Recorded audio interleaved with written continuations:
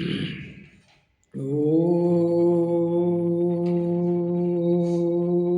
नमः सिद्धेभ्यः। ओम नमः सिद्धेभ्यः। ओम नमः सिद्धेभ्यः। निर्मल ज्ञान परिठिया कम कलंक डहेबी। अपाल तव जेड़ परु ते परम प्रणवेबी। सब करम मलिका नाश कर हर प्राप्त कर निज आत्मा। जो लीन निर्मल ध्यान में नम कर निकल परमात्मा। संतप्त मानस शांत हो जिनके गुणों के वे वर्धमान महान जिन बिछड़े हमारे ध्यान। योग सार ग्रंथ है, योगेंद्र देव द्वारा कृत है। 12 नंबर की गाथा चल रही है। निर्वाण की प्राप्ति किसे होती है? आत्मज्ञानी ही निर्वाण को पाता है, ये चर्चा चल रही है। अप्पा अप्पौजई मुड़ई तौड़े बाण लहे। पर अप्पा जय मुड़सी तू तहु संसार भमे। तू पाएगा निर्वाण माने आत्मा को। पर भव भ्रमण हो यदि जाने देह को ही। देखो क्या कहते हैं, तू भगवान आत्मा, 96 पेज पे देखो। तू भगवान आत्मा को अंदर में ज्ञानानंद चैतन्य सूर्य रूप जान और समझ। जुदे तत्व को जुदा जान। अल्प काल में ही निर्वाण पद की प्राप्ति हो जाएगी। समझ में आया? क्या करना है निर्वाण की प्राप्ति को? तो कहते हैं वस्तु आत्मा को आत्मा जान ले और आत्मा का जो वास्तविक स्वरूप है उसको पहचान। ज्ञानानंद स्वरूपी आत्मा, सहजानंद, ज्ञानानंद। समझ में आया? ये है उसका स्वरूप। राग आत्मा का स्वरूप नहीं। क्रोध मान माया लोभ ये मेरा स्वरूप नहीं। मेरा स्वरूप, मेरा स्वभाव, मेरी शक्ति, मेरी नेचर, कैसा हूँ मैं? तो आचार्य कहते तू ज्ञानानंद है। तेरे अंदर ज्ञान और आनंद ही आनंद है। चैतन्य सूर्य है। जैसे सूर्य होता है ना, चमत्कार प्रगट। सूर्य को कौन अंधा है जो नहीं देख पाए? वो अंधा होगा ना देख पाए, वो तो सारे अंधकार को दूर करता है। ऐसे ही चैतन्य सूर्य को कोई अज्ञानी जो पुद्गल आश्रित है, जिसकी मोहमति है, वो भले इस चैतन्य सूर्य को ना देख पाए। और जगत का सूर्य तो शाम को अस्त हो जाता है, सुबह फिर उदय होता है। लेकिन जो चैतन्य सूर्य है वो कभी अस्त नहीं होता, 24 घंटे प्रकाशमान है। तो साहब सूर्य का प्रकाश तो हमने जाना है, चैतन्य का प्रकाश क्या होता है? अरे भाई, जैसे सूर्य के प्रकाश में चर पदार्थ दिखाई देते हैं, ऐसे ही ज्ञान के प्रकाश में सारा लोकालोक झलकता है। ये जो जानने देखने वाला अंदर तत्व ज्ञायक मौजूद है, वही तो चैतन्य सूर्य है, जिसके प्रकाश में ये पुद्गल झलक रहा है। और ये पुद्गल झलक रहा है और हम पुद्गल पे मोहित हो रहे हैं, क्योंकि वो ज्ञान ज्ञेयों से भिन्न वो ज्ञायक को नहीं देख पा रहा है। और वस्तु स्वरूप ऐसा है कि वो ज्ञान ज्ञेयों से खाली नहीं होता, और ज्ञान ज्ञेयों से खाली नहीं होने के कारण मैं इन ज्ञेयों से भिन्न ज्ञायक हूँ, ऐसा श्रद्धान उदित नहीं होता। और ऐसा श्रद्धान उदित नहीं होने से ये जीव पुद्गल में ही रमता है, पर द्रव्य में ही रमता है, उसे ही अपना मानता है, उसमें ही एकत्व करता है, लेकिन उसे अपने ज्ञान सूर्य की, चैतन्य सूर्य की दृष्टि नहीं। तो यहाँ क्या कहते देखो, तू भगवान आत्मा को अंदर में ज्ञानानंद चैतन्य सूर्य रूप जान और समझ, जुदे तत्व को जुदा जानते ही अल्प काल में निर्वाण पथ को पाएगा। आत्मा ही आत्मा का घोलन करते करते निर्वाण को पा जाएगा। साध्य भी मैं हूँ, साधन भी मैं हूँ। समझ में आया? घोलन भी मुझे ही करना है और घोलन भी मेरा ही करना है। समझ में आया? यहाँ अलग अलग नहीं है कि साध्य अलग है और साधन अलग है। दुनिया में हमेशा साध्य और साधन अलग अलग होते हैं। समझ में आएगा? जैसे मुझे यहाँ से कहीं जाना है, बम्बई जाना है, तो बम्बई जाने का साधन क्या है? ट्रेन पकड़ोगे, फ्लाइट पकड़ोगे। समझ में आया? वो साधन कहलाता है और बम्बई हमारा साध्य है। तो दो अलग अलग हो गए कि नहीं हो गए हैं? आचार्य कहते आत्मा में ऐसे साध्य और साधन जुदे जुदे नहीं है। आत्मा ही साधन है और आत्मा ही साध्य है। समझ में आया? आत्मा के सटकारक आत्मा में ही है। आत्मा ही कर्म है, आत्मा ही करता है, आत्मा ही साधन है, आत्मा ही संप्रदान है और आत्मा ही अधिकरण है। समझ में आया कि नहीं? और आत्मा ही आधार है। आधार आधे संबंध, समझते हो कि नहीं? अभी आप यहाँ बैठे हो तो किसके आधार से बैठे हो? तो ऐसा लगता ना जमीन के आधार से बैठे। अगर ये जमीन खिसक जाए तो तुम नीचे चले जाओगे ना। तो मन को लगता साहब ये मकान काय के आधार से खड़ा है, साहब ये जमीन के आधार से। तो ऐसे दो अलग अलग हो गए ना, आधार आधे। आचार्य कहते आत्मा किसी के आधार से नहीं है, आत्मा स्वयं ही आधार आधे है। आत्मा का जो कर्म है वो किसी दूसरे के लिए नहीं है, आत्मा स्वयं का कर्म स्वयं के लिए करता है। आत्मा कर्म भी स्वयं में से करता है, उसका आधार भी स्वयं में है, उसका संप्रदान भी स्वयं में है, उसका अधिकरण भी स्वयं में है। तो देखो ये बहुत इम्पोर्टेंट बात समझना, आत्मा ही आत्मा का घोलन करता है। वह मैं मेरा ही चिंतन करता हूँ, मैं मेरे को ही देखता हूँ।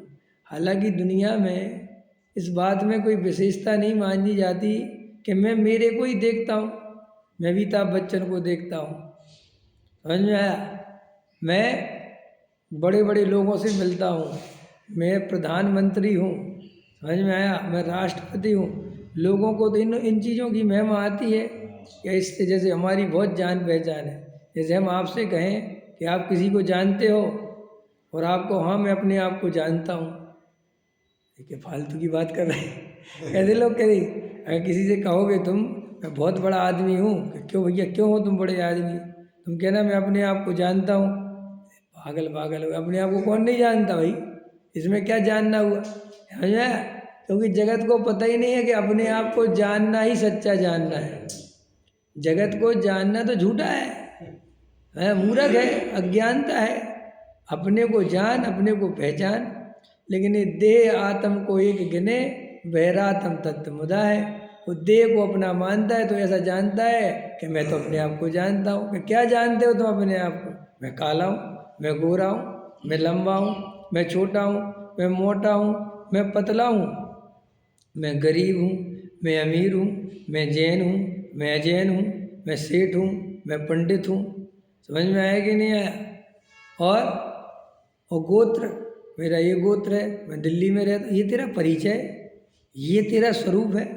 ये तो तूने सारा सही पुद्गल का परिचय दे दिया। इसमें आत्मा तो आया ही नहीं। काला मोटा पतला लंबा चौड़ा ये तो पुद्गल की पर्याय है, तो पुद्गल है? तो वो कहते हैं आचार्य कि आत्मा ही आत्मा का घोलन करता। भाई ये बात आपको समझ में आ जाए तो अभी मुक्ति हो जाए। हमें कहीं नहीं जाना, कुछ नहीं करना, बस आत्मा में आत्मा का घोलन करना है। मेरा साधन भी मेरे पास, मेरा साध्य भी मेरे पास। गजब की बात है, मैं ही साधन मैं ही साध्य। समझ में आया? मुझे मेरा ही ध्यान करना है। अब बताओ, अपने आप का ध्यान करना कठिन है। अपने ध्यान करने के लिए किसी भी प्रकार की गुलामी नहीं चाहिए। अब जैसे देखो, शरीर में बीमारी हो गई तो तुम चल नहीं सकते, तो चल नहीं सकते तो अपना ध्यान कर सकते हो कि नहीं? स्वयं का आत्मा का अनुभव कर सकते हो कि नहीं? भाई चलने के लिए आत्मा के वो चल आत्मा को चलने के लिए कोई लेना देना नहीं है। हाँ, अगर चल नहीं सकते तो सब में से कर नहीं जा पाओगे। चल नहीं सकते तो घूम नहीं फिर पाओ, तो ये आत्मा को कोई लेना ही देना नहीं। माने हम इतने स्वतंत्र हैं आत्मा के काम करने के लिए कि हमारे शरीर में पैरालिसिस हो जाए, बीमारियां हो जाएं, सब कुछ, फिर भी उपयोग कभी देह रूप नहीं होता। वो ज्यों का त्यों शुद्ध रहता है। आत्मा कभी देह रूप नहीं होता। समझ में आया कि नहीं आया? जिससे देह में आत्म रहे वह देह भी जब भिन्न है। तो देह में जब आत्म रहता है, व्यवहार है, आत्मा आत्मा में रहता है। समझ में आया? और देह में सड़ जाए, गल जाए आत्मा, अंश मात्र भी सड़ता गलता, क्योंकि सड़ने गलने के लिए उसमें वो गुण ही नहीं है। वो सड़े तो सड़े कैसे? अमूर्तक है, वो सड़े कैसे? समझ में आया? ज्ञान में विकार होता ही नहीं। ख्याल में आया? तो सर मोह राग देश तो, अरे ये तो पुद्गल का लक्ष्य करने से होते हैं। अगर अभी तू पुद्गल का लक्ष्य छोड़ और ज्ञान में ज्ञान को स्थापित कर तो मोह राग देश दिखाई नहीं देने के। मोह राग देश तो वास्तव में स्वयं की कल्पना से उत्पन्न किए गए, और अगर वो कल्पना नहीं करें तो मोह राग देश होना बंद हो जाए। देखो अभी आपको हमें राग देश हो रहे, तो कैसे हो रहे? आपको यहाँ बैठे बैठे जो संकल्प विकल्प चल रहे, क्यों हो रहे हैं? सबसे पहले आपने अपने को देह रूप माना, फिर आपने अपने को श्रोता माना, फिर मुझे जल्दी घर जाना है घर वाला माना, आज मुझे वो काम निपटाने हैं वो काम निपटाने वाला, इसलिए राग देश हुए। और मैं गायक, अब किसको जाना, कहाँ जाना, कौन से काम निपटाना, किसके काम निपटाना, खत्म हो गई बात। तो भैया ये राग देश तो तेरे स्वयं की कल्पना से पैदा होते। जिसे तू कहता कि साहब राग देश तो है, राग देश, अरे तू राग देश है इसलिए कि तू उसमें चिपका पड़ा है। अगर तू अपने गायक में गायक को स्वीकार कर तो राग देश तो खत्म खत्म। राग देश कोई ऐसी चीज़ थोड़ी कि उठा के फेंकना है कहीं। आया समझ में कि नहीं समझे? है नज़र है, अभी मैं आपकी तरफ देख रहा हूँ और मैं अब आपकी तरफ देख रहा हूँ। इतना करने में आपको थोड़ी उठा के इधर से उधर करना पड़ा भाई, है नज़र घुमानी पड़ी। उपयोग में उपयोग है, उपयोग में उपयोग है, उपयोग में क्रोध आदि ना, वही दृष्टि आ जाए वह आत्मा की अनुभूति होती है। कोई आत्मा की अनुभूति कठिन थोड़ी ही है, कठिन तो तेरे अज्ञान के कारण है। समझ में आया? बिल्कुल। अरे लोक में भी है, अज्ञानता से सरल काम को भी कठिन बना लेता है। बिल्कुल सीधा रास्ता था जाने का, बिल्कुल सीधा, ऐसा साफ साफ लिखा था ये रास्ता जा रहा है, इतने किलोमीटर रह गया, समझ में आया? और वो बना था एरो कि सीधे जाना है, अपनी डेढ़ बुद्धि लगाता है, ये रास्ता कहाँ को जा रहा है कि भैया ये पता नहीं कहाँ है, इसी से चलो जल्दी पहुँच जाए, ये शॉर्ट होगा। और भटक गया जंगल में, अब कह रहा कि रास्ता बुरा था, अब बता रहा कि मुझे किसी ने, अरे तुझे तू अपने अज्ञान से भटका है। ऐसे ही जीव और पुद्गल दो द्रव्य न्यारे न्यारे हैं। पुद्गल अपने में मस्त, तू अपने में मस्त, लेकिन बस तू जानने देखने के स्वभाव वाला होने के कारण, वो गे तेरे ज्ञान में झलकने के कारण तूने अपना मान लेता है। इतनी सी बात है। जैसे लोग में होता है कि नहीं, अब क्या होता है, पहले तो बहुत होता था कि जब बसों में चढ़ते थे लोग तो खिड़की से रूमाल फेंक देते थे, बस जी हमारी सीट। समझ में आया कि नहीं आया है? समझ में आया? और कई दफ़े ऐसा भी होता था कि हमने पहले देखी थी, समझ, अब हम भैया थे, समझ में आया कि हमने पहले देखी तो तुम्हारी हो गई। देखो ऐसे ही है ये, इस जीव को ऐसा लगता है कि ये बेचारा है। ये कौन है? ये पुद्गल क्या है? बेचारा, ये मिट्टी का ढेला पड़ा है। अब इस बेचारे को जानता तो मैं हूँ, तो इसका स्वामी कौन हो गया? अब हमारी ह्यूमन नेचर क्या है, समझ में आया? ये नेचर ये है कि हमें ऐसा लगता कि जिसका कोई स्वामी नहीं उसका स्वामी मैं है। तो ऐसे यहाँ घड़ी मिल गई किसी की तो पूछता है ये घड़ी किसकी है? 4 लोगों से किसकी है, किसी ने कहा भैया किसी की नहीं तो फिर मेरी है। आया समझ गए? ऐसे ये पुद्गल तो कभी कहता नहीं कि मैं किसी का नहीं, ये तो अजीब है ना, जड़ है ना, उसमें बोलने की सोचने की शक्ति सामर्थ्य तो है नहीं, वो तो अपना जहाँ इधर रख दो यहाँ रख दो यहाँ रख दो पड़ा रहता है। तो इस जीव को लगता है इसका कोई मालिक नहीं है तो इसका मालिक मैं हूँ। अबे दुनिया में सारे झगड़े चल रहे, काहे के चल रहे? पुद्गल की संपदा को अपना बनाकर उस पर अधिकार जताने के तो झगड़े चल रहे। चाइना हिंदुस्तान से लड़ रहा, पाकिस्तान हिंदुस्तान से लड़ रहा, हिंदुस्तान पाकिस्तान से लड़ रहा, अमेरिका लड़ रहा, ये सब क्या बात पे लड़ रहा है? बस जिसको थोड़ी शक्ति सामर्थ्य दिखती है वो कहता है इतनी ज़मीन मेरी है, ये ज़मीन भी मेरी है, और ऐसे होगा, ऐसे समझे? तो उससे कहो कि ऐसे अपन को इस शरीर है मिट्टी का बना हुआ डेला, समझ में आया? पुद्गल का खेल है ये। अब ये जीव सोचता है ये शरीर तो बेचारा है, इसका स्वामी मैं हूँ। अरे भाई शरीर के स्वामी हम नहीं हैं और ना शरीर हमारा स्वामी है। 2 भिन्न भिन्न द्रव्य हैं, एक जीव है एक पुद्गल है। शरीर पुद्गल का बना हुआ है, आत्मा चैतन्यमयी है। ये भेद ज्ञान बस कर ले, बस मुक्ति को पाल। इतनी बात आचार्य कहते इतना काम करना है, लेकिन हम इतना काम करने की जगह इस समाज में इतने उलझ के रह जाते हैं, इतने दंड फंद, मंदिर बनवाओ, ये करवाओ, वो करवाओ, ये कराओ, लगा रहता है जी। अपना धर्म, ये अपनी समाज, अपने लोग, अपने महाराज, अपने पंडित जी, अपने साधु, नहीं इनमें नहीं, मोह राग देश, मोह राग देश, मोह राग देश। समझ में आया कि तेरा मेरा, तेरा मेरा, तेरा, फिर पद प्रतिष्ठा का चक्कर। बताओ, आए थे हरि भजन को, आए काय के लिए? मंदिर में काय के लिए आए थे? तुम अध्यक्ष बनने के लिए आए थे? हैं काय के लिए आए थे भैया यहाँ? कहने हम तो भगवान के दर्शन करने आए थे। फिर क्या हुआ कि वे तो दर्शन वर्शन तो एक तरफ रखे रह गए, अब अध्यक्ष की लड़ाई चल रही। ऐसे ही होता है कि नहीं होता है? कब साहब पंच कल्याणक में थे, काय के लिए गए थे कि साहब पंच कल्याणक देखने गए थे। फिर क्या हुआ कि वहाँ रोटी और कमरे के लिए परेशान होते रहे। अपनी रोटी और अपना घर छोड़ के वहाँ जंगलों में जाता है, ठंडों में जाता है, परेशान होता है, और 20 पंच कल्याणक देख लिए और कहो कि क्यों जा रहे हो? अपना पंच कल्याणक है जी। और यहाँ कहता राग देश छोड़ना है। अरे तूने धर्म के नाम पर नहीं समझे, पहले ही राग देश कम थे क्या जो धर्म के नाम पे और नए पैदा कर लिए?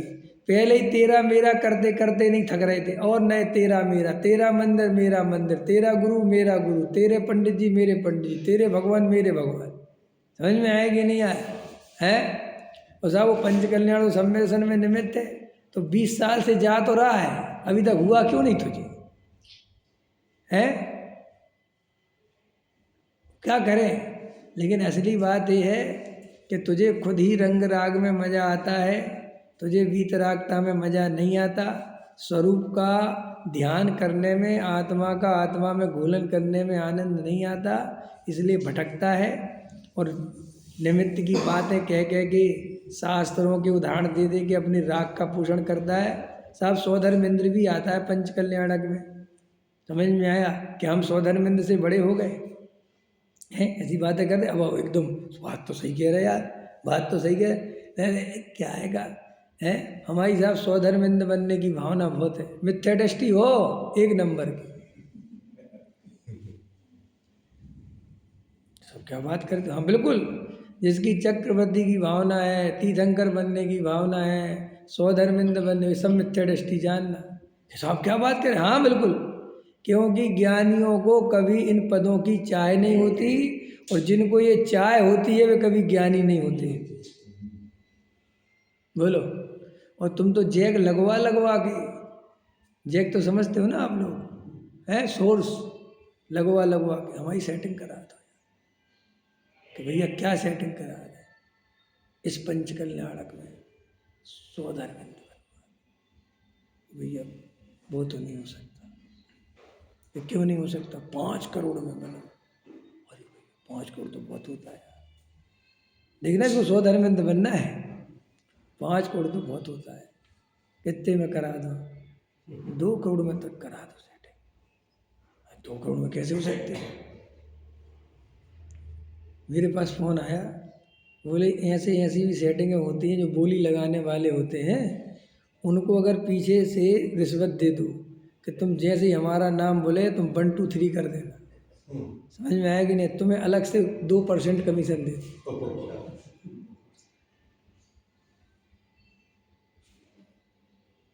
और इसको स्वधर्मेंद्र बनना है कमीशन दे के। समझ में आया कि नहीं आया? ऐसे लालची, ऐसे बुद्धि जिनकी चल रही है, वे सम्मिशन प्राप्त कर पाएंगे? आत्मा का अनुभव कर पाएंगे कभी? कैसे करेंगे बताओ? जब इतनी बात समझ में नहीं आई, लोग कहते हम तो स्वधर्मेंद्र बन गए, कृत हो गए लोग। पैसा दे के पंच कल्याणक में इंद्र बन गए, तो वो कहते हम तो धन्य हो गए। बताओ, समय सार सुन के धन्य नहीं हुए। मैं आत्मा हूँ, मैं भगवान हूँ, ये सुन के जी आज तक कृत का अनुभव नहीं कर रहे थे। पंच कल्याणक में कृत हो गए। अभी हमारे एक मित्र मिले, तो अभी वो बहुत जोश में है, तो हमने उनसे कहा कि लगे बहुत, हमने और कैसे हो? बहुत आनंद में हो, बहुत आनंद हमने कहा हमारी तो आदत है थोड़ी बोल लगी। हमने कहा थोड़ा शांति धर लो ना, हार्ट फेल हो जाए हमने कहा अति उत्साही मत बनो। कि लगे नहीं बहुत। हमने कहा ये काय का उत्साह आ रहा भाई? किस बात का उत्साह आ रहा है? इतना मजा क्यों आ रहा है तुम्हें? कभी सोचा किस बात का तुम्हें इतना मजा आ रहा है? अगर तुम किसी पंच कल्याणक में कोई इंद्र फिंद्र बन जाओ तो तुम्हारा रंग ही बदल जाता है। सबसे दुनिया का सर्वोत्कृष्ट पंच कल्याणक ही वो होता है जिसमें तुम इंद्र बने हो, बाकी सब फीके। समझ में आया कि नहीं आया? हमारे ताऊ जी बने भी स्वधर्मेंद्र, तो कह लगे मेरे को फ़ोन करा, बेटा मेरे जीवन का सपना पूरा हो गया समझ में आया कि नहीं आया? तुम आ जाओ। हमने आओ आ रहे हैं करो तुम। समझ में आया कि नहीं आया है? जी को क्या अब ये सोचता है, अरे ये सब तीर्थंकर बनने की भावना संसार की भावना है। अब बोलो लोगों को कैसा लगे? जब गुरुदेव श्री ने बात बोली तो लोगों के हाथ पैर फूल गए कि क्या बोलते हैं? अरे हाँ, ये तू चाहता क्यों है तीर्थंकर बनना है? ध्रुव धाम से जो विमुख ही पर्याय ही संसार है। क्या संसार किसे कहा? ध्रुव धाम से जो विमुख पर्याय, वो पर्याय ही संसार है।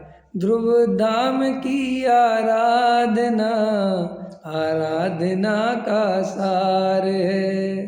समझ में आया कि नहीं आया? जो जानते इस बात को वे ही विवेकी धन्य है। डॉक्टर साहब कहते हैं कि वे ही विवेकी हैं जो इस बात को पहचानते हैं कि मैं ध्रुव धाम हूँ, मैं ज्ञायक हूँ। जो पर्याय दृष्टि करके बैठे हैं वे तो संसारी हैं, वे तो मोही हैं। समझ में आया? तो अपने को जो इंद्र फिंद्र बनना नहीं है। हम तो कह रहे तुम पैसा दे के बनते चाहते हो। कैसे देते गए? हमें फ्री में बनाए तो नहीं बनना। बोलो रियल बता रहा हूँ। कभी तुम्हें विवेक कुमार कहीं इंद्र बना मिल जाए तो मिल जाना मेरे पास। हमारे बाबूजी लेते थे उगल जी कि ये पता नहीं कहाँ से आ गया ये सब। समझ में आया? विधानों में इंद्र बनाना, ये बनाना, वो बनाना। समझ में आया? मुकुट, अरे भैया तुम मनुष्य होके पूजा करने में मजा नहीं आता तुम्हें? जो देव बन के ही पूजा करनी है, वो तो ऐसा बोलते थे बिल्कुल। ये तुमने जो मनुष्य पर्याय को सर्वोत्कृष्ट कहा कि नहीं कहा, उसका अपमान है।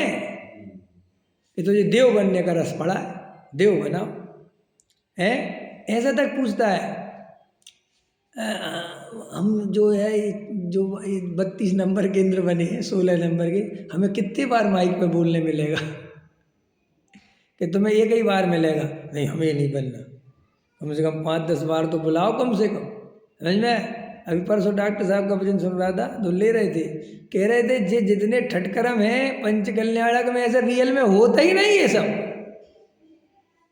समझ में? तो डॉक्टर साहब कहने लगे कि एक आ गए मेरे पास, कहने लगे आप जो है प्रतिष्ठा पाठ लिख दो, प्रतिष्ठा की विधि। तो डॉक्टर साहब कह रहे मुझसे मत लिखवाओ ना, सबरे पंच कल्याणक बंद हो जाएंगे। समझ में आया कि नहीं आया? और फिर तुम लोग तो बोले कैसे लिखोगे आप, तुमने बताई थी अभी विधि परसों नरसों के प्रवचन में। तो बोले जब मैंने विधि बताई तो वो जो लिखवाने आए थे कह ले बस बस बस अब नहीं लिखवाना। बोले ना नेमी की बारात निकलवाऊंगा, ना ये कराऊंगा, ना ये कराऊंगा, ना ये कराऊंगा, ना ये। क्यों?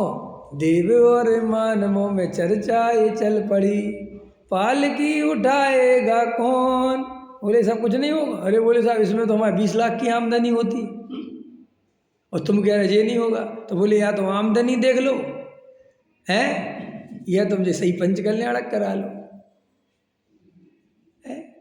कितने अपन लुटे पिटे लोग हैं वास्तव में, कभी भव्यता के नाम पर भागते हैं। भव्य भव्य भव्य भव्य ऐसा पालना आ रहा है, ऐसा पालना है, इतने फीट चौड़ा इतने फीट लंबा, तुमने न भूतो न भविष्यति, सो भागते हो। फिर किसी ने कहा हम इतना सादा पंच कल्याणक करा रहे हैं कि पलना तक नहीं आए, उसको देखने भागते हो। कुछ तो निर्णय करो जीवन में कि बिल्कुल ही मूर्ख हो क्या है, कि बिल्कुल ही दिवाला निकला हुआ है बुद्धि का। भव्यता भी देखनी है, सादगी भी देखनी है। गे लुब्ध है तू, गे लुब्ध, बेहोश पड़ा है बिल्कुल। कोई कहता हमने 56 प्रकार के व्यंजन बनवाए, सो वो उसमें जाना है। और फिर कोई कहता हमने शुद्ध 16 का बनवाया, सो उसमें भी जाना है। किसी से पूछो यहाँ क्यों आए, भाई साहब आपको पता नहीं ये बहुत सादगी वाला पंच कल्याणक। अच्छा चौथे काल वाला, तो तुम 5वें काल में अभी तक काय को जा रहे थे है? और अभी 5वें काल का होगा कि बंद हो जाएगा है कि साहब। कई लोगों ने तो चौथे काल वाले में भी जाना और उसके आगे पंचम काल वाले के भी से टिकट करा रखी है, उसमें भी जाना है। और जब विश्वास नगर वाले कराएंगे तो तीसरे काल का कराएंगे या 6वें काल का कराएंगे क्यों साहब, क्या क्या चल रहा है ये मैं आपको समझाना चाहता हूँ। बेहोशी देखी आपने अपनी। कल एक मित्र बोले कि साहब आप थोड़ा आचरण वगैरह तो बताओ। हमने कहा आधी बाल्टी पानी से नहा लिया करो, आधी बचा लिया करो। नहीं समझ में आया? करो आचरण, होश में रह के नहाओ ना भाई। आधी बाल्टी से नहा लिया और आधी बचा ली तो कितना पानी बच गया। अब कितना अनछना पानी, अब 2-4 गिलास पीते हो, अब क्या फर्क पड़ता है, तुमने आधा तो बचाया। लेकिन नहीं, पानी पिएगा छान कर और बाल्टी 2 बाल्टी बहा देगा। तो ये विवेक शून्य हो, आप में विवेक नहीं है कुछ भी। पकड़ में आएंगे। ये आचरण क्या है भाई साहब, व्यर्थ की बर्बादी नहीं करना। समझ में आया? अपने जीवन में बहुत शांति से। अब कपड़े तो चाहिए, कौन से कपड़े चाहिए? ड्राई क्लीन वाले, एकदम टिंच, समझ में? एकदम ऐसे कड़क। और पानी भाई साहब छान के पीते। अरे जी ड्राई क्लीन वाले कपड़े पहनते, इसमें कितनी हिंसा होती है। नहीं समझ में आया? तो पानी छानने का भी धर्म दिखाना है और समाज के सामने सेठियाईपन भी दिखाना है। और कहता है हम तो बहुत व्रत नियम पालते। ये पता क्यों होता है इंजीनियर साहब? बेहोशी है। उस जीव को होश ही नहीं कि वो क्या कर रहा है, क्या बोल रहा है। आप अपने आप को देखना, आप कितना होश में बोलते हो, कितना बेहोशी में बोलते हो। आज आप लोगों को साधना करनी है। आज दिन भर नियम लेना कि हम हर बात होश पूर्वक बोलेंगे, कोई भी बात बेहोशी में नहीं बोलेंगे। आपको पता चल जाएगा कि आप 99% बातें बेहोशी में बोलते रहते हो। और आप कहते हैं हमें आत्मा का अनुभव करना। ऐसे बेहोशियों को आत्मा का अनुभव होगा? चाहे जितना आत्मा सुनते रहो, पहले होश में तो आओ। है भागना है साहब, आदर्श देखना है। कौन सा आदर्श? किसका आदर्श? अपना आत्मा ही आदर्श है। ध्रुवधाम के आराधकों की बात ही कुछ अन्य है। वे ऐसे भीड़ का हिस्सा नहीं बनते, वे पंथ संप्रदाय से ग्रसित नहीं होते। ये तो आत्मा का घोलन आत्मा से करते हैं। तो आत्मा का घोलन आत्मा में करो। साधन भी मैं हूँ, साध्य भी मैं हूँ। मैं ही मेरा ध्यान करता हूँ, मैं मेरा ही ध्यान करता हूँ। तो ये कैसा ध्यान है? हाँ, ऐसे ही सच्चा ध्यान तो यही है। मैं अपने में रहता हूँ, यही सच्चा रहना है। मैं अपने में अपनापन करता हूँ, यही सच्चा अपनापन है। मैं अपने ही ज्ञान में लीन हूँ, यही सच्ची लीनता है। मुझे कहीं बाहर में जाना नहीं, आना नहीं, यही सच्चा चारित्र है। समझ में आया कि नहीं आया? अरे बाहर में कुछ है ही नहीं। बाहर का चारित्र, जिसे हम चारित्र कहते हैं, वो तो राग है, वो तो स्वभाव है, वो तो अस्थिरता की कमी है। उसमें रंज मात्र भी उपादेय बुद्धि रखे, धर्म बुद्धि रखे, तो कभी सच्चा चारित्र प्रकट नहीं होता। बोलो, तो मैं क्या कह रहा था? स्वधर्मिंद बनना है कि नहीं? कुबेर बनना है कि नहीं? हैं नरेश जी, बनोगे स्वधर्मिंद? पर्ची निकलेगी तो। ये तुम्हारे मंदिर में होते ना रथ यात्रा, पर्ची निकलती, उसमें ही ऐसा मजा आ जाता है आदमी को। समझ में आया? 1000 रुपये में बड़ा काम हो गया। अभी एक मित्र सलाह दे रहे थे, बोले तुम्हारा पैसा कम इकट्ठा हो पाया, बोलियां लगवा लेते तो बहुत बढ़िया हो जाता। समझ में आया कि नहीं आया?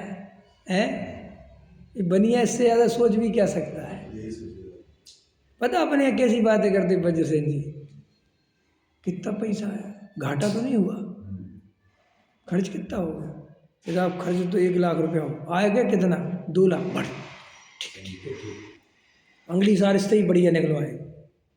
और कहते साहब 80,000 आए और 1,00,000 लाए, ये तो बहुत घाटा हो गया। और ये कहता मैं धर्म कर रहा हूँ। ये ऐसी तो बुद्धि चलती है हमारी।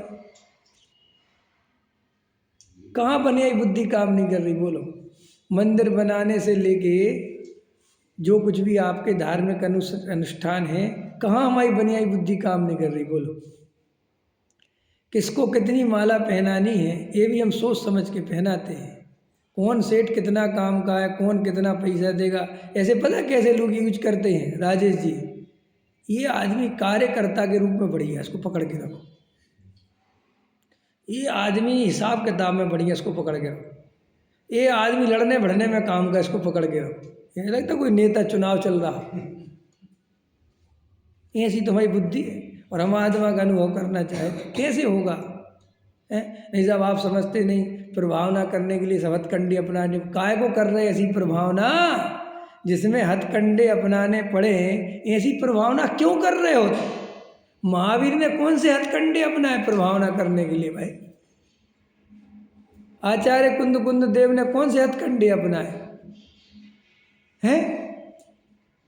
अपनी आत्मा की साधना करो, वेद ज्ञान की बात करो, क्या लेना देना है?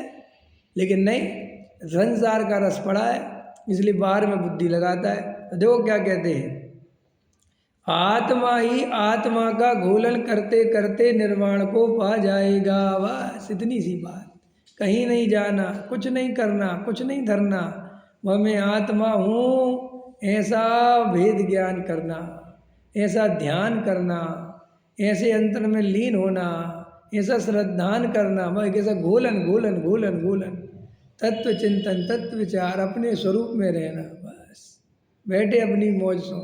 अब इसमें आधा घंटा डूब जाओ, 1 घंटा डूब जाओ, 2 घंटे डूब जाओ, जितना डूब सको डूबे रहो। बस ये साधना हो रही है। बस आँख बंद करके अपने ध्रुव की धुनी लगाई, बस साधना हो रही है। यही सम्मेसगर है, यही गिरनार है, यही काशी है, सब कुछ चालू हो गया। सब तीर्थों की वंदना अपने गायक भगवान आत्मा में है। जिसने 5 मिनट अपने गायक को देखा, उसकी त्रिकाल 24 की वंदना हो गई। समझ में आया? सम्मेसगर का पहाड़ चढ़ाया हो, क्योंकि ध्रुव धाम की आराधना ही आराधना का सार है, और कोई दूसरा सार? अरे सम्मेसगर भी इसी के लिए गए थे कि अपने स्वरूप में बैठ जाएंगे। और अगर यहीं बैठ सकते हो तो कहीं जाने की जरूरत नहीं है। देखो क्या कहते हैं, आत्मा चैतन्य ज्योति गायक है। वाह, चैतन्य ज्योति, गायक ज्योति, चैतन्य ज्योति, निरंतर चैतन्य पना उसमें रहता है, गायक पना रहता है, वो निरंतर गायक स्वभाव वाला है। कल रात की क्लास सुनी थी, कल रात की क्लास में लिया था, आत्मा को ज्ञाता दृष्टा अकेला मत देखना। आत्मा माने मैं कहीं ना कहीं अपनापन करता हूँ, ऐसा मेरा गुण है, श्रद्धा है मेरी। आत्मा में श्रद्धा, ज्ञान और चारित्र सुख। समझ में आया? कल की क्लास रात की इम्पोर्टेंट है, समय सार की, समझने लायक है कल की क्लास। समझ में आया? सब बताया था कि मैं ज्ञाता दृष्टा अकेला मत करो, मेरा अपनापन कहाँ है ये निर्णय करो, मेरी श्रद्धा कहाँ पड़ी हुई है देखो। जब देखो पाप पुण्य देखता रहता है, पाप के परिणाम ना हो जाए, पुण्य हो जाए, दयादान पूजा भक्ति हो जाए। अरे मूर्ख, ये मिथ्या दर्शन है ये सब। तो साहब क्या करूं? तू ये देख तेरा अपनापन कहाँ है। ये शुभ अशुभ भाव में कोई दम थोड़ी है। कल छंद सुनाया था ना, ज्ञानी के सब भाव शुभाशुभ ज्ञानमयी हैं, अज्ञानी के वही भाव अज्ञानमयी हैं। दोनों में ये अंतर प्रभु कैसे आया? कैसे आया? जब वे भाव हैं तो दोनों में अंतर क्यों है? ज्ञानी के वे भाव ज्ञानमयी हैं, तो उनने कहा इसलिए हैं कि ज्ञानी का अपनापन उन राग देश में, उन शुभ अशुभ भावों में नहीं, अपने त्रिकाल ज्ञायक प्रभु में है। इसलिए है वो जो अपनापन, जो उसका भजन है, जो उसका श्रद्धा है, वो ज्ञायक में है। इसलिए वो राग देश भी ज्ञानमयी हो गए, क्योंकि उसके राग देश में अपनापन होता तो वे अज्ञानमयी होते। आया समझ में कि नहीं? रोगी तभी तक रोगी है जब तक रोग का कारण और रोग का पता न चले। रोग का कारण और रोग क्या है पता चल गया, बात खत्म। अब डॉक्टर कहता आप ठीक हो गए, कैसा आप कहाँ ठीक? अरे हो गए बस, अब जड़ पकड़ में आ गई, अब ये ज़्यादा दिन टिकने वाला। ऐसे ही जैसे वेद ज्ञान जग गया, सम्यक दृष्टि हो गया, अब वो कहता महाराज ये शुभ अशुभ भाव चल रहे, कह रहे खत्म कर तू, अब ये शुभ अशुभ ज़्यादा दिन रहने वाले नहीं है, खत्म हो गए, खत्म, मर गए। इसलिए ज्ञानी के सब भाव शुभाशुभ ज्ञानमयी, ये मूल कलश है। समझ में आया कि नहीं आया? और साहब अज्ञानी बेचारे को बीमारी पता नहीं है, निरंतर मिथ्यात्व का सेवन करता है, देह आत्म को एक गिनता है, राग आदि को अपना स्वरूप मानता है, अपने को पापी, दीनहीन, पर्याय दृष्टि से देखता है, इसलिए उसके सारे भाव अज्ञानमयी हैं। बोलो, द्रव्यलिंगी का स्वभाव अज्ञानमयी है और सम्यक दृष्टि का विषय कसाय का परिणाम ज्ञानमयी है। बोलो साहब, ये लोग तो पता नहीं कैसी कैसी बातें करते हैं। अरे बस यही तो मजा है, तू इस रहस्य को जब जानेगा तब जानेगा। जब तक इस रहस्य को नहीं जानेगा तब तक तो हमसे झगड़ा करेगा, हमें स्वच्छंदी कहेगा, पापी कहेगा। लेकिन हम जानते हैं कि हम क्या कह रहे हैं, हम जानते कि नहीं जानते? अरे हम कोई विषय कसाय की लोलुपी थोड़ी है, हमें विषय भोग अच्छे थोड़ी लगते हैं, लेकिन हम स्वरूप समझ गए। इसलिए अब हम तेरी तरह खींचातानी नहीं करते, हम लड़ाई झगड़ा नहीं करते, हम देह को अपना नहीं मानते, लेकिन देह को भूखा भी नहीं मारते। कई लोग सोचते ये लोग तो देखो कितने देह का पोषण करते हैं, बातें बस करते हैं। अरे हम बातें नहीं करते, हम देह का शोषण भी नहीं करते और पोषण भी नहीं करते, हम पड़ोसी की तरह व्यवहार करते हैं। कहाँ लिखा है? मूल अमृत चंदाचार्य का कलश है कि तू अपने देह का व्यवहार पड़ोसी की तरह कर। इस देह के साथ कैसा व्यवहार कर? उनने दुश्मन की तरह क्यों नहीं लिखा? देह हमारी दुश्मन है, फिर मित्र की तरह क्यों नहीं लिखा? ये पड़ोसी शब्द क्यों डाला? सोचा कभी? डॉक्टर साहब उसका मर्म बताते हैं भाई साहब कि पड़ोसी से बिगाड़नी भी नहीं चाहिए और ज़्यादा बनानी भी नहीं चाहिए। समझ में आया कि नहीं आया? बहुत अच्छा समझाते डॉक्टर साहब, कभी सुनना उनका। समझ में आया कि नहीं? कि डॉक्टर साहब तो थोड़ा हंसी में कहते हैं कि पड़ोसन बीमार हो जाए तो पड़ोसन को अस्पताल ले जाना कि नहीं ले जाना? कह रहे बीमार हो तो भैया ले जाना, लेकिन पड़ोसन को अपनी पत्नी मत समझ लेना। समझ में आया कि नहीं आया? ऐसे ही इस देह को जो इसकी आवश्यकताएं हैं वो सहज भाव से पूरी कर देना, लेकिन इस देह को अपना मत मान लेना। समझ में आया? और इस पर ज़्यादा उपयोग खर्च मत करना। हम लोग तो ऐसे मूर्ख हैं, देह से ही पाप मानते हैं और देह से ही पुण्य मानते हैं और देह से धर्म मानते हैं, नहीं मानते हैं। पंच इंद्रिय के विषय भोग भोग लिए तो पापी हो गए, पूजा पाठ भक्ति कर ली तो पुण्य आत्मा हो गए, और उपवास कर लिया, रोटी नहीं खिलाई शरीर को तो आज धर्मात्मा हो गए। बोलो हैं, यही है कि नहीं? वो दे दे दे दे दे दे क्रिया क्रिया क्रिया क्रिया क्रिया करता रहता है। समझ में आया? भगवान के सामने खड़ा होके ठंड में कांपता रहेगा, ठंड लग रही बहुत, हाथ पैर कांप रहे, समझ में आया? लेकिन उसको साधना समझता है, उसको ऐसा समझता है कि साधना है, ये समर्पण है भगवान के लिए। जैन धर्म में ऐसा समर्पण है ही नहीं। क्यों? जैन धर्म तो वीतरागी है, यहाँ तो भगवान ही वीतरागी है। उनको तुम ठंड में सुकड़े या गर्मी में टुकड़े, उन्हें क्या लेना देना? समझ में आया? उन्हें तो तुम्हारी पूजा से कोई मतलब ही नहीं है। ये तो अन्य मतियों में होता है कि वहाँ पे भगवान पूरा आंख लगा के देखते कि एक पैर पे खड़ा था, या दो पैर पे खड़ा था, या अंगूठे पे खड़ा था, है, और वहाँ पे भगवान प्रसन्न भी हो जाते कि आओ भैया। देखे नहीं अन्य मति के, देखे कि नहीं कि चलो भैया प्रसन्न हो गए तुमसे, अब आंखें खोलो,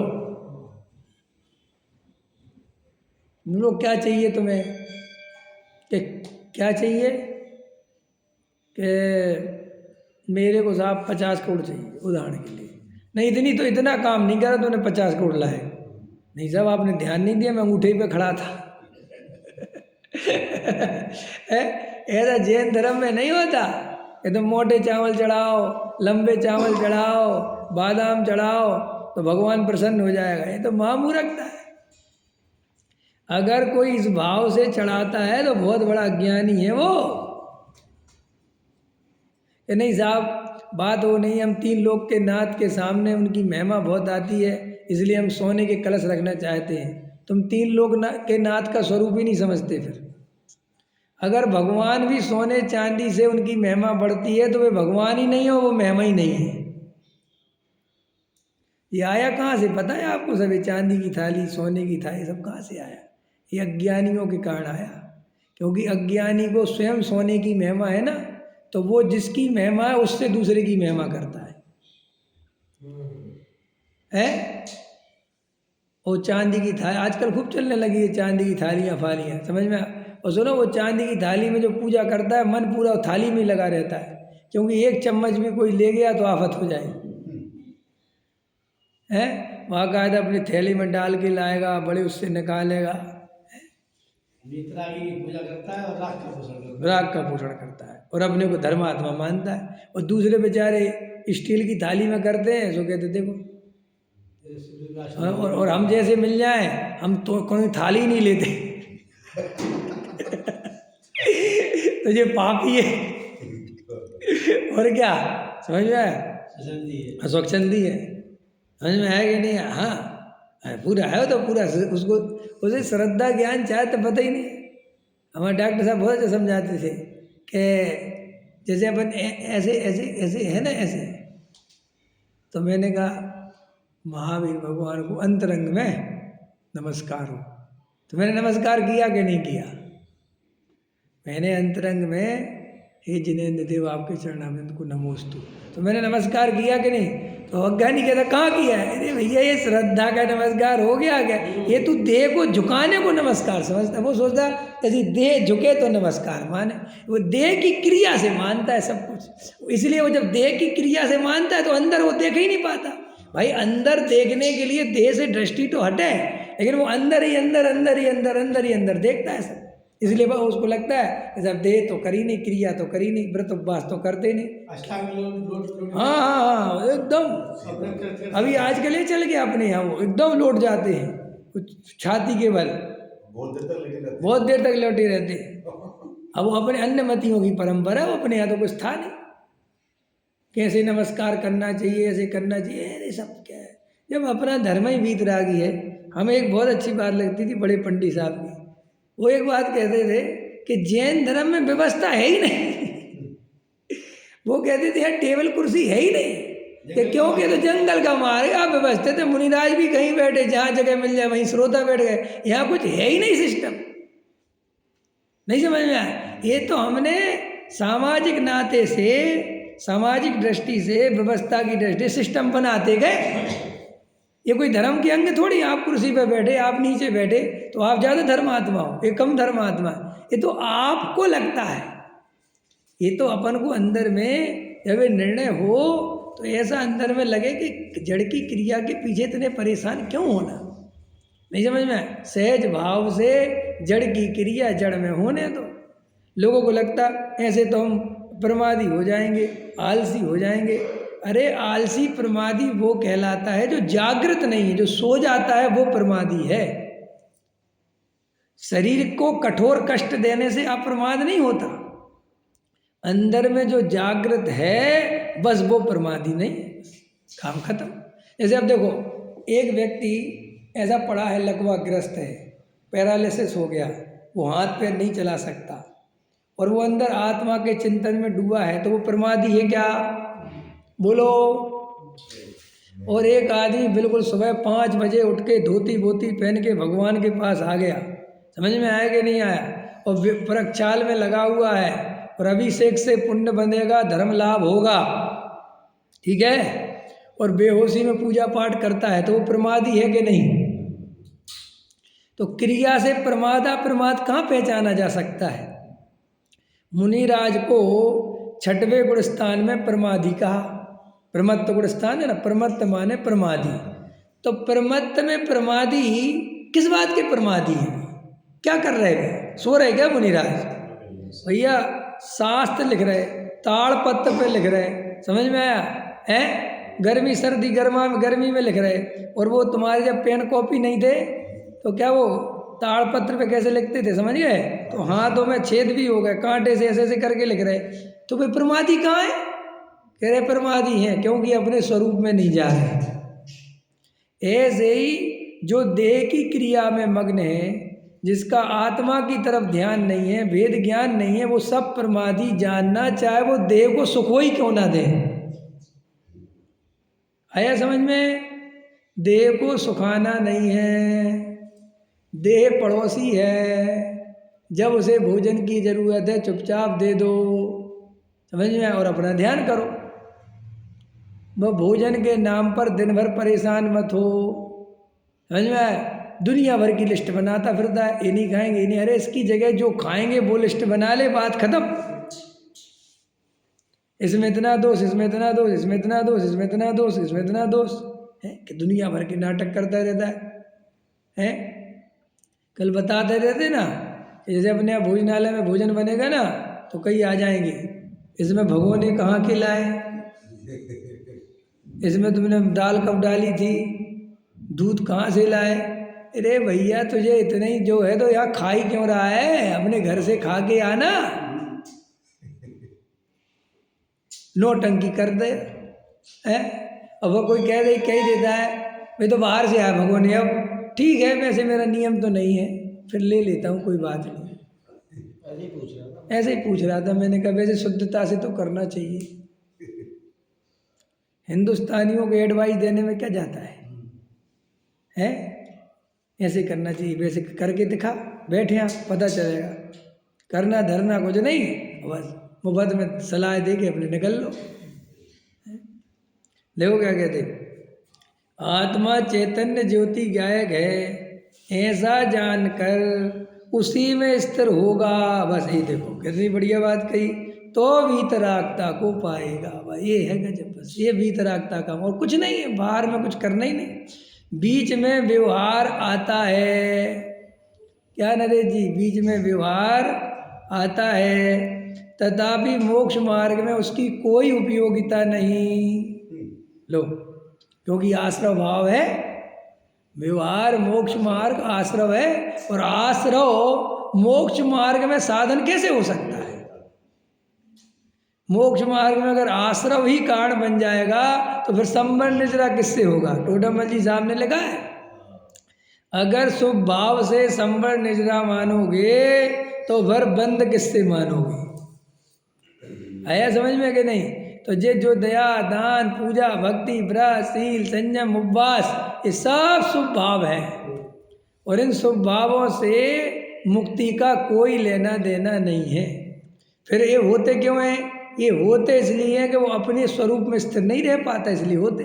ये पूजा पाठ भक्ति का राग क्या है भाई? अपने स्वरूप में स्थिर होते तो अपन ये प्रवचन करते क्या? ये अपन पूजा पाठ भक्ति करते क्या? काहे को करते? होती ही नहीं, भाव ही नहीं रहता। ये तो हम अपने स्वरूप में स्थिर नहीं, इसलिए भाव आ रहा है। ये तो जगत में बहुत सरल सरल सी बात है। आप 100 रुपये किलो वाला चावल नहीं खाते, 70 रुपये किलो वाला खाते हैं। हमने कहा 100 रुपये वाला किलो क्यों नहीं खाते? अरे भैया 70 रुपये किलो लायक पैसे हैं, समझ में आया? तो 100 रुपये वाला क्या तो खाएगा? ऐसे अपने स्वरूप में स्थिर हो जाते तो ये सब भाव है ही नहीं। ये तो हमारी कमजोरी है। ये तो इस बात की प्रमाणिकता है कि हम अपने स्वरूप में स्थिर। और तूने तो इसे धर्म मान लिया, तू तो इससे अपने को धर्मात्मा मानता है। तूने अपनी कमजोरी को ही ताकत समझ लिया, तो तेरी कमजोरी कब दूर होने वाली है? उल्टा कमजोरी बढ़ेगी, बढ़ेगी कि नहीं बढ़ेगी?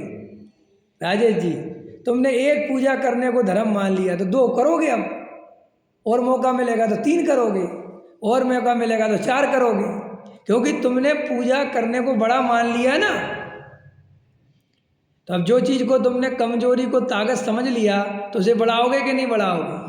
हमारे डॉक्टर साहब एक इसके लिए उदाहरण देते थे कि एक बुजुर्ग आदमी थे, उनको खांसी चलती थी, तो कहा दादाजी अपनी खांसी का इलाज करा लो, ये खांसी बढ़ जाएगी तो टीबी बन जाएगी, दुखदाई हो जाएगी। तो बोले देखो भैया, हम तो खांसी का इलाज नहीं कराएंगे। तो बोले क्यों नहीं कराएंगे? बोले हमारे घर में 4 भुंगे हैं। समझ में आया कि नहीं आया? हमारा बड़ा परिवार है और उसमें खांसने की बहुत ज़रूरत पड़ती है, क्योंकि हम जब घर में जाते हैं तो खांसते बकाते जाते हैं, तो भुंगों को सबको पता चलता है कि दादाजी आ गए, तो सब पल्ला वल्ला करके व्यवस्थित बैठ जाती हैं। तो उनने कहा देखो दादाजी, इस बात के लिए खांसने की बात है तो नकली खांस लेना। तो बोले जब असली है तो नकली क्यों खांसूं? है तो ऐसी खांसी में जिसकी उपादेय बुद्धि है वो टीबी होगी कि नहीं होगी?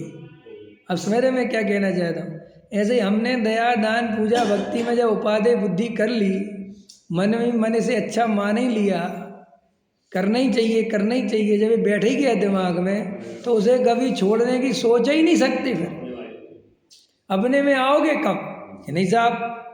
भैया देखो, वो ही तो समय होता है अपने में आने का, और वो ही समय तुमने सारा पूजा पाठ भक्ति में लगा दिया, और तुम हो ग्रस्त।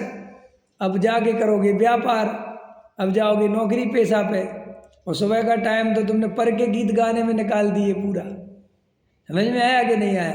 मेरा तो बहुत मन करता है, मुझे लिखने बिखने का बिल्कुल वो नहीं है नेचर मेरी ना, मेरा बहुत मन करता है एक पुस्तक लिखूं, सम्यक दर्शन की पात्रता।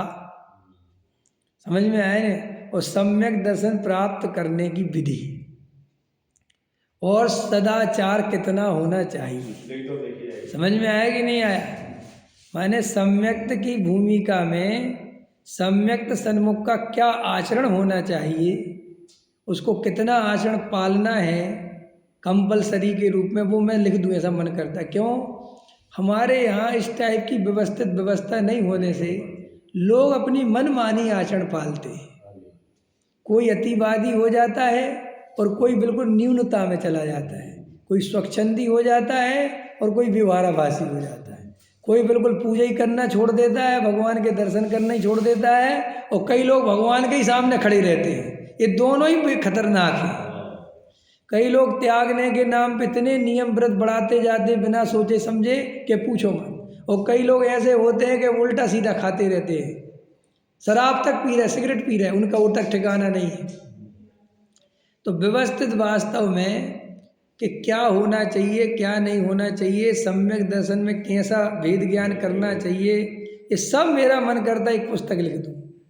तो सब कहते लिख दो, मेरे लिखने की हैबिट नहीं ना, बिल्कुल बोलने की हैबिट है, लिखने की नहीं है। समझ में लिखा नहीं जाता मेरा, अब बहुत उसका लिखने का बहुत वैसा लगता है। हाँ असिस्टेंट रखेंगे, अरुण जी को ये लिखेंगे, मैं बोलता जाऊँ। समझ में आया कि नहीं आया? मतलब हमें कोई अगर मेरी बात सुनता हो तो उसको बढ़िया ही व्यवस्थित पुस्तक बनानी चाहिए। समझ में आया? और मैं लिखवाने को लिए तैयार हूँ, बता मैं दूंगा कि साहब इसमें बस प्रमाण उसको खोज लेगा, प्रमाण भी मैं बता दूंगा कि भाई चौथे गुण स्थान में क्या क्या आचरण है, क्या क्या लिखा, सामान्य गृहस्थी के, क्यों हम जो आचरण के नाम पे ठगे जा रहे हैं। आप समझ रहे मैं क्या कहना चाहता हूँ? हमें पता होना चाहिए है? हाँ ढकोसले मत करो, क्रिया के नाम पे उसको ढो मत, समझो पहले कि ये कैसे करना। अब आरओ का पानी तुम छानते फिरते हो, तुम्हें पता ही नहीं कि हम क्या कर रहे हैं, कुछ ज्ञान ही नहीं है, अंदर समझ में आएगा ही नहीं आए कि नहीं साहब हमारी परंपरा तो रहनी चाहिए। परंपरा का करोगे क्या? ये सड़ी सड़ाई परंपराएं कोई काम की थोड़ी होती हैं। परंपरा उसे कहते हैं जो कुछ काम की हो, जो अपडेट हो। अगर जैन धर्म को भी परंपरावादी दर्शन बनाओगे तो अन्य दर्शनों में और जैन दर्शन को वैज्ञानिक कह ही नहीं सकते। फिर तो इंजीनियर साहब जैन दर्शन वैज्ञानिक है कि नहीं? बोलो जल्दी। ये वैज्ञानिक का अर्थ क्या होता है? विज्ञान का अर्थ होता है जो हमेशा पुरातनवादी नहीं होता, जो परंपरावादी नहीं होता, जो न्यूतन होता है, जो अपडेट रहता है। क्या? अगर विज्ञान पुरातनवादी होता तो हमारा क्या होता? तुम इस लाइट में बैठे होते। बोलो, ये लाइट आ गई, वो एक लट्टू आता था ना पहले पीला वाला, देवेंद्र जी। और विज्ञान अपन तो परंपरावादी थे, हमारे बाप तो वही बल्ब जलाते थे और हम तो वही जलाएंगे चाहे कुछ हो जाए। वो होता था 100 वाट का, वो कितनी बिजली खाता था? और ये होते हैं 3 वाट के और उससे ज़्यादा प्रकाश देते हैं। तब जो 3 वाट का बनाओगे कि परंपरा ढोगे? बोलो जल्दी हैं? अब धोती पहनोगे कि पैंट पहनोगे? भैया पैंट पहनेंगे, धोती पहनने के लिए आधा घंटा चाहिए। समझ में आया कि नहीं आया? और उसको धोने के लिए टाइम चाहिए, सुखाने के लिए टाइम चाहिए। इतना टाइम है आज के समय तो साहब पहले के लोग धोती, अरे पहले पैंट शर्ट बनाने का ज्ञान ही नहीं था, पहले लोग समझते ही नहीं थे। पहले तो आदमी पता, पहले के ज़माने में ये पैंट शर्ट ऐसे नहीं समझते थे। बहुत राजा महाराजा होते थे, इनके पास ऐसे कपड़े होते थे। आम आदमी तो क्या हुआ, धोती पहन ली, लपेट ली, समझ में आया? और ऊपर से ऐसा चद्दर वद्दर लपेट के बस ऐसे ही होते थे। ज़्यादा से वो बंडी बनवा लेते थे, दोनों तरफ से सिल लेते थे और बस डाल लेते थे, कहते हो गया काम। आया समझ में? तो परंपरा निभाओ ना फिर तुम, क्यों परंपरा निभाओ? कह रही काय की परंपरा? तो लेकिन अपन धर्म में वही परंपरावादी रहते। अपन धर्म में कभी हिम्मत नहीं कर पाते कि नहीं ये व्यर्थ की चीज़ नहीं है, भाई काम ढोने की चीज़ नहीं करना। और हमारे इसी कारणों के कारण आज के बच्चे हमसे दूर भाग रहे, क्योंकि वो कहते हैं तो पता नहीं कौन से जमाने में जी रहे। हाँ समझ रहे कि नहीं समझ रहे? हाँ ढो मत, ईमानदार बनो, सच्चे बनो, उसमें क्या बात है। हम जितने ईमानदार और सच्चे रहेंगे, नेचुरल रहेंगे, उतना हमारे बच्चे धर्म में रहेंगे। और हम जितने ढकोसले बनाएंगे, समझ में आया कि नहीं आया? प्रचार करने को हम लोगों ने ऐसा बना रखा है, ऐसा बना रखा है भैया, अरे भैया, समझ में आया कि नहीं आया? और वैसे और ऐसे और ऐसे एकदम हटो हटो हटो, ऐसा लगता है पता नहीं क्या हो रहा हो। समझ में आया कि नहीं आया? अरे बहुत नेचुरल रहना चाहिए। समझ में आया कि नहीं आया? बिल्कुल सरल। लेकिन कोई नया आदमी आ जाए तो उस बेचारे को सबरे मिलके ऐसा त्रस्त कर देते को हाथ लगाने से डरता है। ए भगवान को ऐसे मत छू लेना, ए भगवान को ऐसे मत कर देना, ए कपड़ा ऐसे मत लगा देना। आया समझ में कि नहीं? अब भगवान ऐसे मत उठा लेना, ऐसे मत कर देना, ऐसे मत कर, ऐसा लगता भैया भगवान है। आप समझ गए कि नहीं समझ गए? तो ये क्रिया कांड में उपादेय बुद्धि रहेगी तो कभी धर्म नहीं होगा। तो ये बात समझ में आ गई। व्यवहार आता है लेकिन आश्रव है, मोक्ष मार्ग नहीं है और बिल्कुल उपयोगी नहीं है। ये लिख रहे गुरुदेव श्री। आता है, आए बिना नहीं रहता, इसमें कोई दो राय नहीं। ज्ञानी को पूजा पाठ भक्ति का राग आता है, इसमें दूर, लेकिन वो उस राग में कभी उपादेय बुद्धि।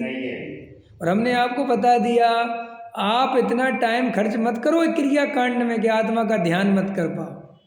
हमारे पास मान के चलो सुबह 2 घंटे हैं देवेंद्र जी, और तुमने 2 ही घंटे पूजा में खर्च कर दी, तो आत्मा का ध्यान कब करो? तो साहब क्या करें, आधा घंटा पूजा, 1 घंटा स्वाध्याय, आधा घंटा ध्यान। नहीं साहब आज मोक्ष कल्याणक है, तो आज फिर वही अकेली पूजा करो, बाकी छोड़ दो।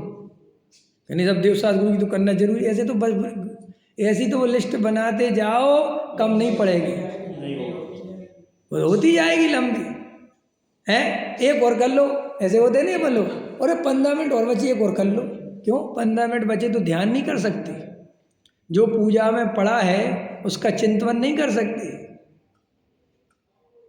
नहीं, हाँ वो ही सार्थक है ना, लेकिन नहीं वहाँ नहीं करेगा। 15 मिनट और बचे, आराम से पूजा हो जाएगी।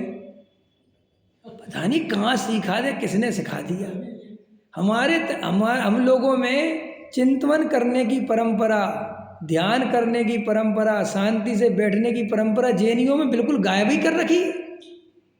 जब देखो काम बनिया होता है ना, बनिया के बारे में कहावत है कि बनिया अगर दुकान पे कोई ग्राहक नहीं हो तो भी शांति से नहीं बैठता, क्योंकि उसके चित्त में शांति है ही नहीं। तो क्या करता है साहब, को डिब्बा उठाएगा, धरेगा, जमाएगा, नौकर से कहेगा एक काम कर, पुराना सामान निकाल ले, समझ में आया, कुछ कर, उसमें से छांट ले। अरे सेठ जी आज बड़ी मुश्किल से तो ग्राहक नहीं है, थोड़ा शांति से बैठना है। शांति से बैठने के पैसे दे रहा हूँ तेरे को, काम कर। वो बैठे बैठे ऐसा लगता है जैसे दुश्मन बैठा दिया, लगता है कि नहीं लगता? ऐसे पूजा पाठ भक्ति में हमने काम पकड़ रखे हैं खूब, लोग ऐसी काम में लगे रहते। आज किसका कल्याणक है, आज किसका है, आज किसका, आज किसका, आज क्या है, आज क्या है, इन्हीं में रस लेते रहते हैं। पूरी दिनचर्या उनकी इसी काम में जा रही। नारियल गोला छील के लाओ, आज भगवान का ये कल्याणक है, बोला ना कल्याणक, वे करो फिर करो। और मंदिर में गोला नहीं मिल रहा, परेशान होते फिर रहे, ऊपर से नीचे तक भागते फिर रहे। समझ में आया कि नहीं आया? अरे भगवान का गोला चढ़ाओ, गोला चढ़ाओ, मोक्ष कल्याणक है। कोई किसका कल्याण है, कौन सा गोला, काहे के लिए चढ़ाया जाता गोला? आज तक गोला चढ़ाने से किसी को मोक्ष मिला? मिल सकता है कि नहीं? वो भावना है, तो भावनाओं को भावना ही में रहने दो। भावना तो बिना गोले की भी हो सकती है, भावना तो भावना ही है ना फिर, है देवेंद्र जी।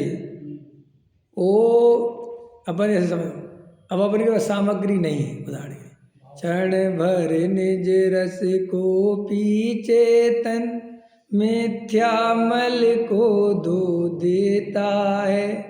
इतनी 2 लाइन बोली और अपन को अपने स्वरूप की याद आ गई और अपन शांत हो गए, तो पूजा हो रही कि नहीं हो रही? भाई साहब असली पूजा हो रही, अभी तक नकली। समझ में आया कि नहीं आया? और फिर ओम ह्रीम श्री देव सद्गुरु अनर्पद प्राप्त है, अर्घम निरपाम ती स्वाहा। हाथ जोड़ के अपन ने भगवान की स्तुति कर दिया, हो गया ना। अब काय को गोला खोजते फिर रहे। मैं ये नहीं कह रहा हूँ गोला चढ़ाओ कि नहीं चढ़ा, अरे सहजता से मिल जाए। सच बता रहा हूँ, मैं तो बैठता रहता हूँ ना, कोई गोला आगे दे जाए तो मैं उससे पूछ लेता हूँ, ये तुम्हारे पास है ना, तो वही चढ़ा लो। हमारी चिंता मत करो कि पंडित जी हम हमारा पे नहीं चढ़ाए चलता है, तुम चढ़ाओ। समझ में आया कि नहीं आया है? हाँ हमारी डायरेक्ट अप्रोच है भगवान से, हमें कुछ नहीं कहना पड़ता। ये सब वो क्रियाकांडी समझ, तो क्यों कि उपाधि मान के बैठ गया वो, उसको ऐसा लगता है क्रिया करना बहुत जरूरी है, क्रिया करना बहुत जरूरी है। समझ में आ गया? और जबकि वो तो राग जितना आ जाए, कभी कम आ जाए, कभी ज़्यादा आ जाए, कभी नहीं आए, क्या फर्क पड़ता है? रोज रोज ही पूजा का राग आना चाहिए, ये पक्का है क्या? जब हमें एक बात बताओ, लोग कहते हैं कि खाने पीने का राग रोज आता है कि नहीं आता? भाई साहब वो देह की भूख है, वो शरीर की ज़रूरत है। लेकिन अगर रोज रोज रसगुल्ला खाने का राग फिर भी नहीं आता, आता है क्या?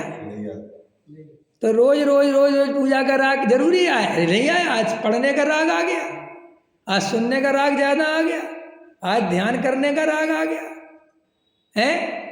जरूरी है कि एक सही राग रोज आवे? वो राग रोज एक सा आता ही नहीं, लेकिन परंपरा और क्रिया एक सी होती है। क्लियर हो गया कि नहीं? तो अपने होश पूर्वक जीना, वेद ज्ञान करना, यही आत्मा की सच्ची साधना है। सहजानंद